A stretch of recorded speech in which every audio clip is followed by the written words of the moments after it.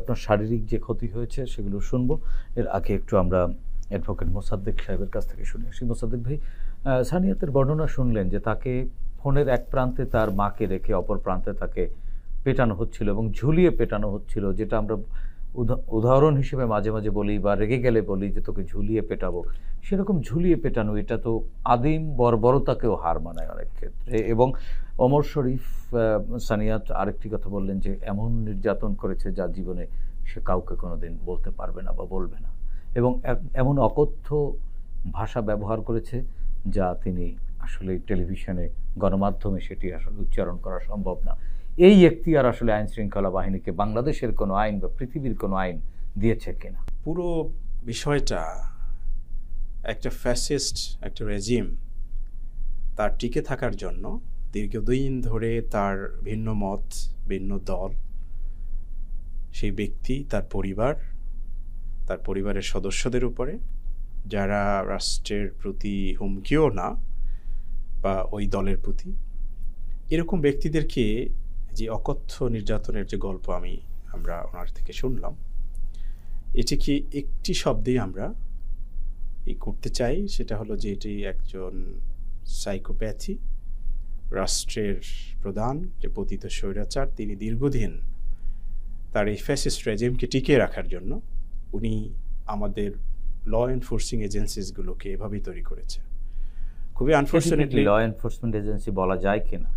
এটার নামে তো তারা তাই, কিন্তু আসলে তাদের এই কর্মকাণ্ডের সাথে যদি আমি ল শব্দটাই নিয়ে আসি, এজেন্সিস পরের বিষয়, ল শব্দটা নিয়ে আসলে সেই লয়ের মানহানি হয়।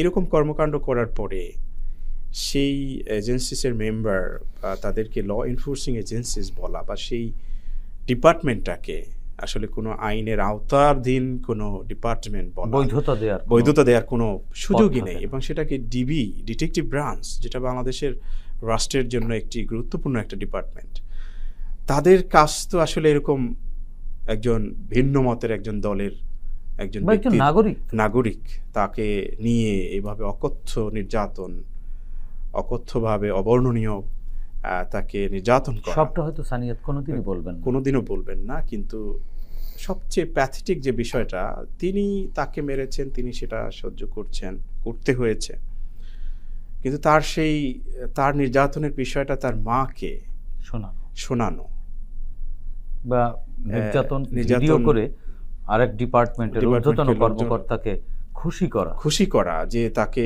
যে আমরা যে নির্যাতন করেছি সেটা কি সাফিসিয়েন্ট কিনা, আপনি খুশি কিনা, এবং তার মন রক্ষার জন্য আবারও পুনরায় করা। তো পুরো বিষয়টাকে আমরা আসলে এগুলো স্বাভাবিক হিউম্যানিটির কোনো বিষয়টা এখানে নাই। ল এনফোর্সিং এজেন্সিসের যে কর্মকাণ্ড, তার মধ্যে তো যে হিউম্যানিটির কোনো সুযোগ এখানে নেই বা কোনো হিউম্যানিটি ব্যাখ্যায় এটি আসে না, তাহলে এটি নিশ্চয়ই হিউম্যানিটি ভায়োলেশন। তার মানে সানিয়াত এখন চাইলে তাদের বিরুদ্ধে মানবতা লঙ্ঘনের অপরাধে অভিযোগ করবার কি আইনি সুযোগ? অবশ্যই।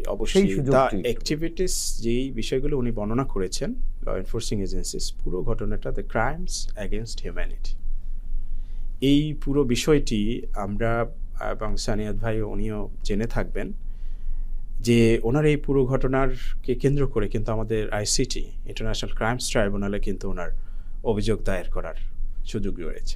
সানিয়াত